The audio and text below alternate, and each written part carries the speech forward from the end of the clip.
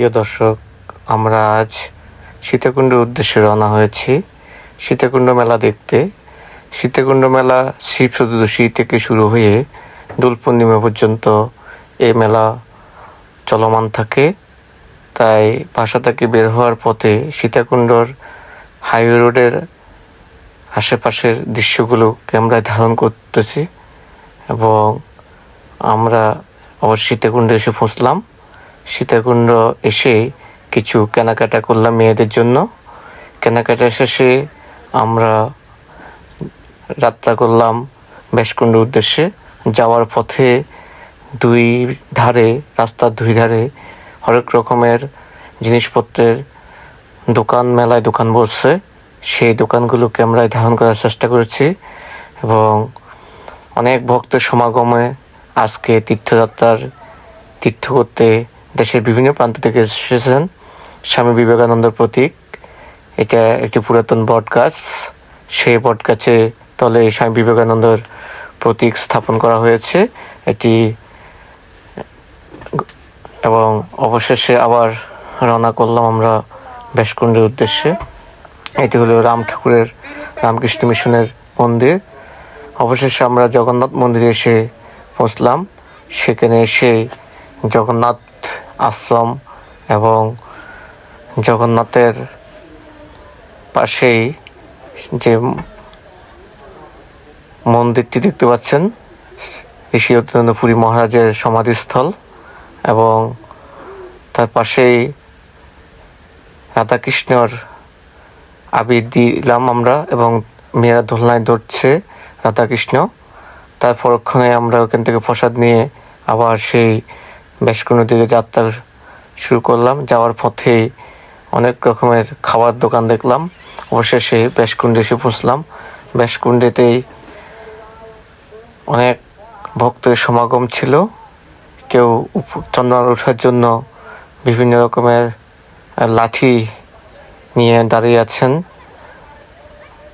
অবশেষে ব্যাসকুণ্ডের পাহাড়ের চতুর্দিকে অনেক তীর্থযাত্রীর আগমন।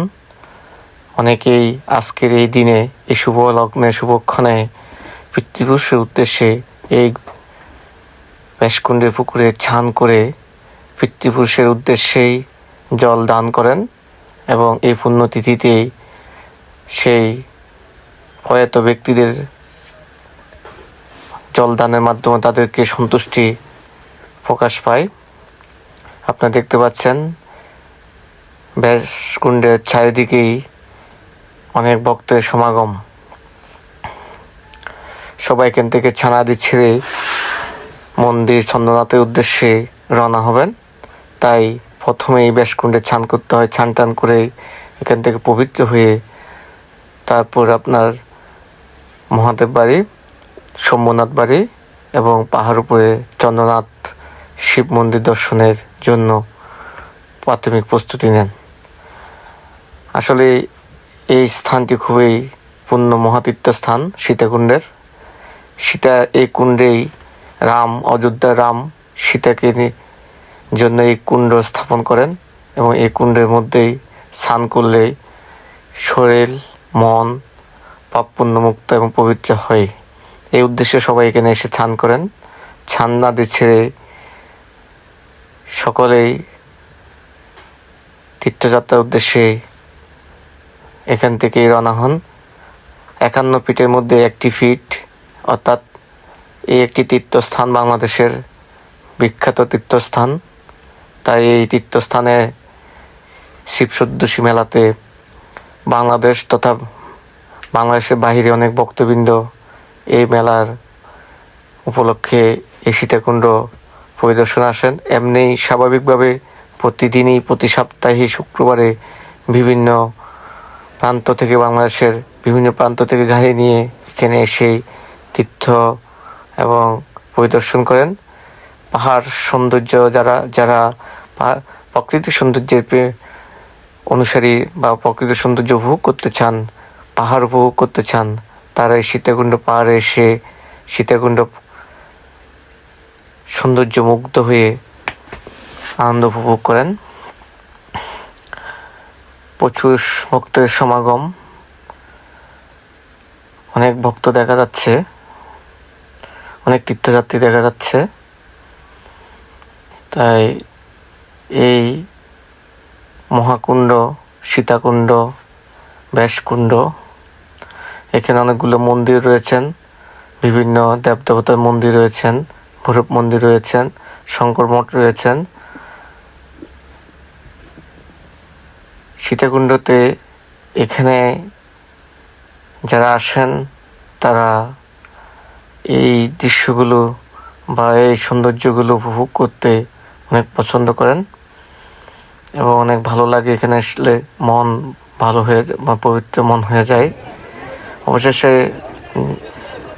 মহৎ শম্ভুনাথ বাড়ির অর্থাৎ চন্দ্রনাথের এই স্বাগতম গেট, একটা মেলার যাওয়ার পথে, চন্দ্রনাথ যাওয়ার পথে প্রচুর ভক্তবৃন্দর যে আগমন, সেই ভিড় এবং অনেকেই উপরে ওঠার জন্য লাঠি হাতে করে নিয়ে যায়, অর্থাৎ এটি শক্তি, হাতের শক্তি হিসেবে ব্যবহৃত হয়। এটি চন্দ্রনাথ পাহাড়। সবাইকে অনেক ধন্যবাদ। যদি আমার ভিডিওটি ভালো লাগে আপনাদের একটু শেয়ার দিবেন এবং সাবস্ক্রাইব করবেন। আপনাদের ভালোবাসা পেয়ে আমি হয়তো আগামী দিনগুলো আরও ভালো ভালো সুন্দর ভিডিও নিয়ে আসব। অনেক ভক্তের আগমন হয়েছে এখানে, তাই সবাই শিব দর্শনে ভিড় করছেন। এটা হলো চন্দ্রনাথ মন্দির।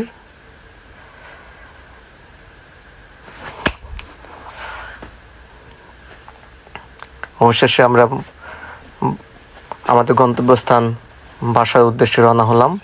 যাওয়ার সময় আবারও দুই ধারে আমার বিভিন্ন রকমের যে দোকানগুলো আছে মেলার, সেগুলো দেখার চেষ্টা করছি। আমি একটা জিনিস লক্ষ্য করছি, আগেই অনেকগুলো দোকান থাকতো দুই পাশে, এবার দোকানের সঙ্গে খুবই কম দেখা যাচ্ছে। প্রিয় দর্শক, অবশেষে আমরা গন্তব্যস্থানে রওনা হয়েছি। যদি আমার ভিডিওগুলো ভালো লাগে পাশে থাকবেন, শেয়ার দিয়ে সাবস্ক্রাইব করে। আগামী দিনগুলোর জন্য আপনাকে অনেক ধন্যবাদ সবাইকে।